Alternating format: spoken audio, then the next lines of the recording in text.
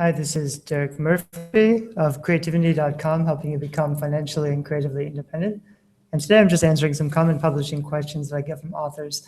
And this is a good one. It's what's the number one thing you see self-publishers doing wrong? It's a funny question because there are few self-publishing authors who are doing it right. There are probably a minority of 2%. Most self-publishing authors that get a lot of things wrong. And the reason is because they're writers and a lot of them are older. They don't have as much experience online.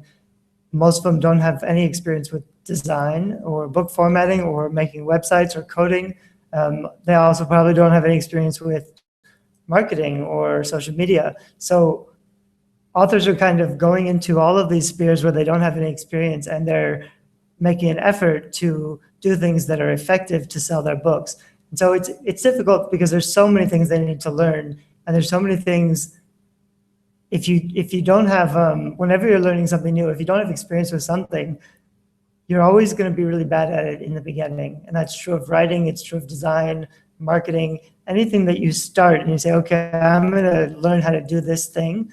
You're always going to be really bad when you first start. And the problem is authors, maybe they're good at writing, but they come into all of these things with no experience, and they're really, really bad at so many things that are vital to building an author platform. And so that's what you see is you see these really ugly websites, you see really ugly books because they're poorly designed, you see very bad ways of marketing yourself online, especially like with Twitter, where you just come in and shout at everybody or say, my book's on sale, and repeat it a million times. So I made a little list of things that self-publishers are doing wrong. The first one is just an ugly website. You should have a website, it's important. I recommend using a WordPress website. The reason to have a website is because, number one, you need to have a lot of content so that you're bringing readers to you, and you can use that kind of traffic to sell your books over time. So my websites get almost 1,000 people a day, and I have several websites. So those are people who are coming and finding my content, and they might end up to be followers or subscribers or buy my books also, but I don't have to do any marketing or promotion to get that traffic. They're coming to me from Google because they're searching for things, and I have answers that they can find. So it's important to have a website. It's also important to have a website so that you can bring people back to your website with an offer. Even if they get your book for free or they buy your book, you need to offer them something extra that they can come and pick up from your website so that you can get their email, so that you can tell them when you have new books and stuff available. So everybody will tell you, you do need a website, but design really matters. And if this is your first website, if you use there's a bunch of those drag and drop things that are easier to use if you don't know what you're doing, but you're not going to make a very nice looking website. And the more space you have, the more flexibility you have, the uglier your website is going to get. Because if you're not a designer and you just have this blank canvas, you're going to kind of make whatever you feel like making. It's going to represent you, and you're going to like it, but other people aren't going to like it. And it's not going to be set up the way that it needs to be to sell your book. So your website for your book or your author platform is really important to have done well. The easiest way to get it done for cheap is to buy hosting and to use WordPress and to use a really simple, minimal, white WordPress template. You can get a good looking one. You can pay someone on Fiverr to do a logo for the top. You really don't want a lot of graphics or a fancy banner or anything. You just want like a nice, simple text logo with your author name, and then your books. And your books should have really nice covers, so they're going to look good. You definitely don't want to spend a lot of time, and you don't want to have total control over it, because the more you have control over tweaking things and adding things that you think are a good idea, they're probably not a good idea. If you don't know anything about getting traffic to your blog and converting that traffic into selling books, there's a process and there's a standard that is not only acceptable, but it works, because people visit hundreds of websites a day, and there's kind of a right way of doing things that's very effective at getting those people to find you and then to take action. And if you don't know those things, you're going to mess it up. And if you have an ugly website, it's almost like you don't have a website at all. It might be even worse, because you're telling people you are unprofessional, that you didn't pay for a good website, that you don't know what you're doing with design, but also those people are going to find your site and they're going to leave with a bad impression, and they're going to leave without taking any action. So they're not going to sign up for your list. They're not going to buy your book. Your website is powerful if it's done well, but it's also powerful to push people away from you if it's done badly. And people don't realize how much of a negative extent your website might be having on your potential readers. It's not just that it's not getting them to do what you want. It may be really driving them away. And that's a big danger. If you have a website like that, you're doing far more harm than good. And so you really need a better website. The other thing is just maybe you have a website, but you don't have any good content because you have boring articles, or you're just blogging about whatever you feel like, or what you had for breakfast, or complaining about work. You need the right kind of content. You need articles that appeal to and entertain your target readers, that are also keyword rich. So you're writing about stuff that they want to find and they're searching for, so they can find your website. And then they might also be interested in buying your book. So you need to be writing about stuff that your target readers are trying to find, or they might enjoy.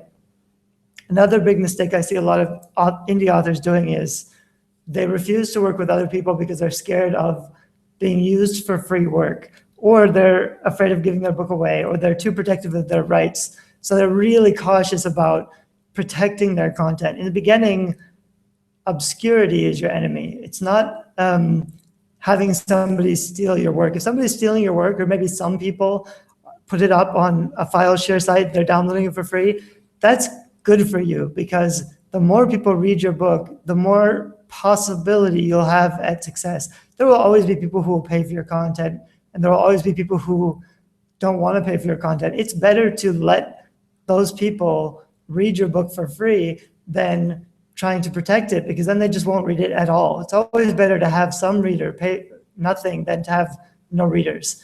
So don't worry so much about protecting your content, or not wanting to work for free, or not wanting to write articles.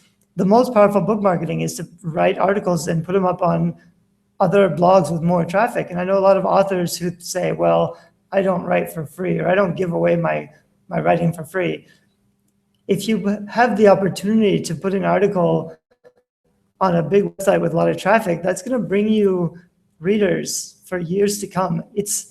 You couldn't pay good money for that kind of powerful book marketing. So instead of, like, you could pay for advertising, but then once you stop paying, all those leads dry up, the traffic stops, and you'll stop selling books. So you could either pay for advertising short term, or you could write a bunch of articles for your blog, but also a bunch of articles that you put up on other blogs with bigger traffic. And that's long-term book marketing that you can do for free, that works, and that'll keep selling your book. But I know people who don't want to do it because they consider it giving their work away for free.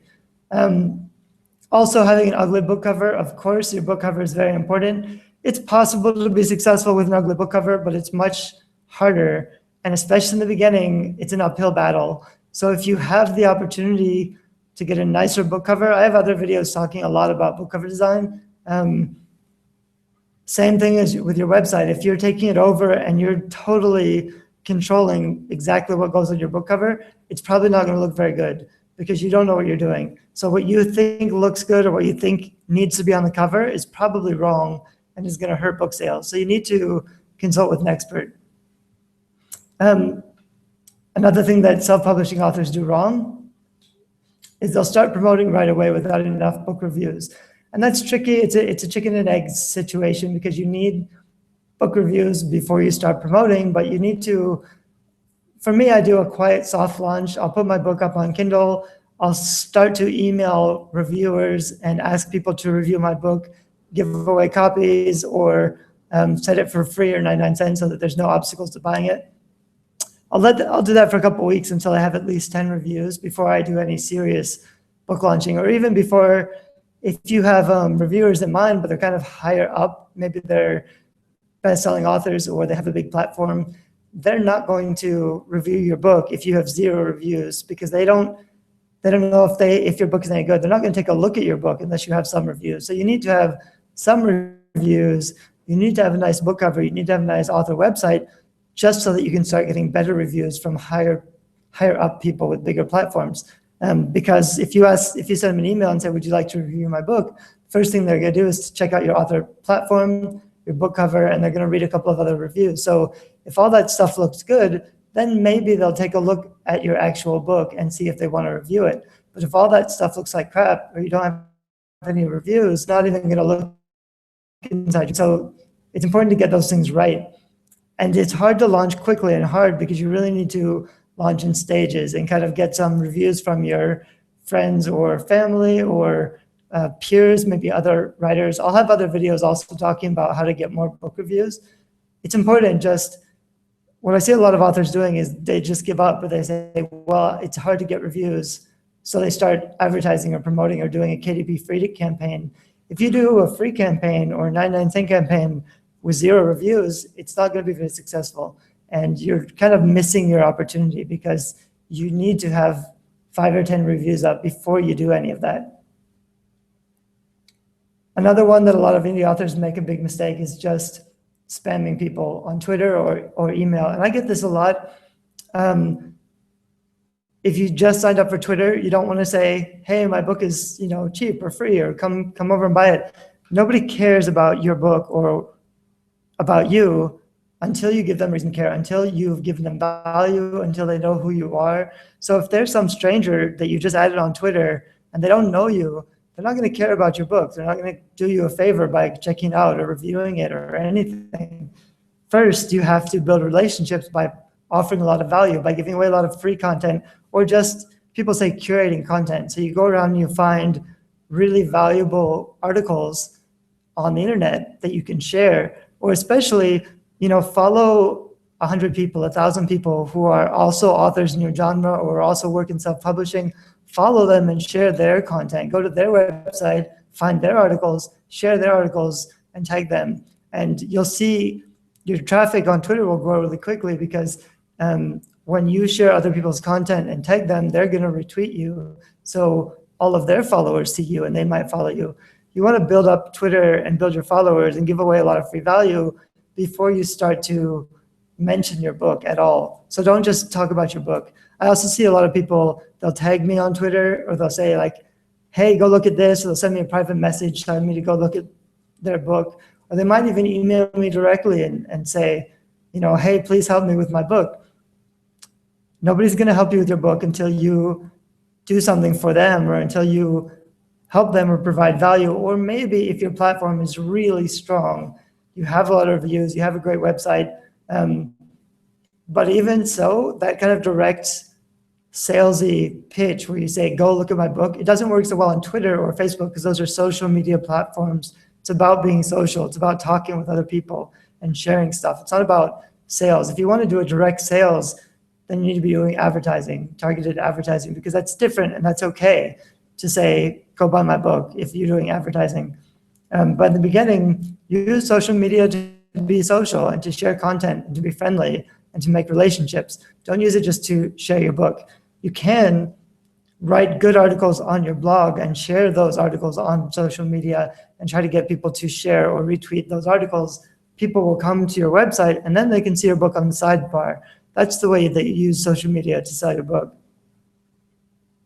Another mistake most self-publishing people, authors make, is they bet the farm on their first book. They write one book and they keep promoting it for months and months. They keep spending money on advertising. They spend on their author website. If your book doesn't sell, it's hard. You need to try. You need to make a good effort. You need to do some effort, marketing and some getting feedback and reviews from other people and to make collaborations. You need to make an effort, but if you're sending direct traffic to your Amazon page, like if you already have your 10 reviews and you're sending targeted advertising traffic, like you're advertising on Facebook to people who should like your book. Like if you're writing a sci-fi thriller that fans of Stephen King should like, and you're putting an article, advertisement on Facebook saying fans of Stephen King will like this book, and you're targeting fans of Stephen King. So they're the perfect readers. If you're driving them to your website or to your Amazon page, if they're not buying at all, it's a problem with your website or your Amazon page or your sales description or your book cover is ugly and so nobody's buying it. If they are buying it, but they're not reviewing it well, then it's just not really good enough to keep marketing. Like, your marketing should be paying for itself. If you spend $100 in Facebook ads, you should make 150 back with sales. If you're spending money on advertising or book promotion or marketing and you're not earning the money back, there's a problem with your platform or your funnel, or your book isn't good enough to take off. If your book is really good, people will buy it, they'll love it, they'll review it, and then they'll tell their friends about it and they'll share it. So after 3 months of promotion, it should do okay on its own, unless you're writing in a genre that just isn't popular enough. There aren't enough readers to support you writing in that genre, and you're gonna have to write more books in more popular genres. But really, I think 3 months is enough time to try to make a book successful if you're doing it right. Of course, it takes a long time to learn book marketing and social media. It takes time to build up your platform, but after 3 months, focus on building your platform, not marketing that book, and focus on writing more books. Because every 3 months, you should be writing a new book and publishing a new book. Now, focus on building up your platform, but always have new books in the work, because that's ultimately what's going to earn. Finally, I know authors who contact me and they say, I have a $10,000 budget, I have $20,000 to spend on book marketing. It's very easy to spend a lot of money on book marketing and not see any return, especially if you're paying money to a book marketer or a publicist. If they're not fixing your core, if you have a mediocre or bad author website or not a very good book cover or sales description, if they're not fixing those problems, if they're doing promoting or advertising or reaching out or publicity, if that's going to be a waste of money, and they should know that. So they're just kind of taking your money and wasting it. And so you want to make sure you're working with somebody who they're going to make sure you've got a better cover or you've got a better website before they try to do any marketing. And if they aren't giving you that kind of feedback and telling you your book cover is ugly, they're not focused on the end result. And with most book marketers, you're paying them to make an effort, but you're not paying them for book sales. They say we don't guarantee any book sales. So what that means is you give them $1,000 and they'll spend $500 of their time or their money on marketing, but they keep $500, because they're making money. That's their business. They make money whether or not your book sales. They make money just from making an effort. So if they make an effort, but then they say, well, your book cover wasn't good enough or your book wasn't good enough, it's not their fault that your publicity campaign didn't succeed. It's easy to spend a lot of money especially on things that don't work, like Twitter blasts. You might drop $100 on a Twitter blast because they say, we reached 3 million people. Twitter blasts almost always fail to convert at all. I mean, maybe you'll get 1 to 5 sales from a Twitter blast. It's very difficult to make work. The reason is because Twitter blasts, they build up a lot of followers, probably authors who are interested in marketing their books and not readers who want a specific genre of books. The only way to make a Twitter blast work is to get in touch with authors who have a following in your genre or people who are well-known in that genre, maybe book reviewers. So if you're writing a country western, there's a guy who's got a big country western themed blog or platform. That's what he's known for. That his followers, his readers, they like that kind of book specifically. That's when a Twitter blast might be effective. But you've got to really reach out to those people on your own. There isn't any book marketing. A good book marketing campaign, they'll help you to research those kinds of people, but they won't just do a Twitter blast because those aren't going to work. Anyway, so those are some of the things that self-publishers do wrong. And like I said in the beginning of the video, the reason is just because they don't know what they're doing and they're trying to take on too much. There's so many things you have to learn. There's a huge learning curve. It's hard to do everything right. You're going to make mistakes in the beginning, and you do the best you can with what you have, because nobody's going to market your book except for you unless you're paying a lot of money. So yes, you've got to try and you've got to learn, but on the other hand, it's a lot of stuff Like in my book, Book Marketing is Dead, I talk a lot about this stuff. If you read that book, which is free, you would learn a lot of the things that you're doing wrong. So often the ones that are the worst, they're just not trying hard enough. They're not reading books about how to do book marketing. They're not reading books about how to design websites. I mean, you can spend an hour reading 10 articles on the internet about how to design a good website, and you'll get the basic principles and see. I have an article on my website that's like 99 best WordPress themes for authors to use. You can grab one of those from that article that I wrote and use one, and you'll have a nice looking author website. Like, it doesn't, even though there's a learning curve, there's a lot of free information, and you can learn, if you're willing to put in the time, how to do it right. It's just a lot of authors, they're not willing to put in the time. They are not willing to figure out how to do it right, and they're just gonna stubbornly keep doing it wrong and wonder why it doesn't work. And for those authors, there's no help for them. If you want to be a successful author, you're going to be one of the ones who's willing to be flexible, who's willing to learn how to do it right and to do the best you can, and even to pay for work, because sometimes you got to pay somebody. You can get free work done or cheap work done on Fiverr.com. You can get a header, you can get someone to set up your WordPress site. When you need like little quick fixes, you can get a lot of help on Fiverr.com for very, very cheap.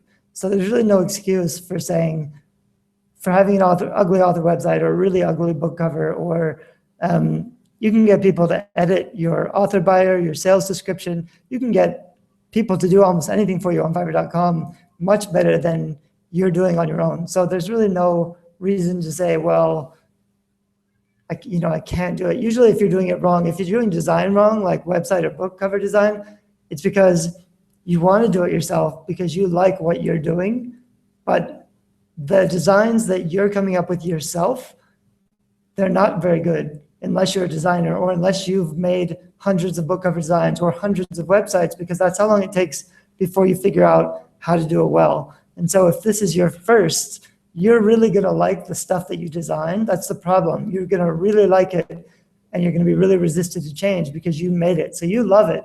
But if it's not working for you, if it's scaring away readers, and if it's hurting your author platform, you need to be flexible enough to be willing to do what it takes to get something better that's going to really help you sell those books. Okay? I've got other free stuff on my website and a lot of videos where I help self-publishing authors tackle stuff like this. So if you have more questions, you can get in touch, start looking over the other videos I've been posting or my website for lots of free content, templates, and other stuff. Thanks. Bye-bye.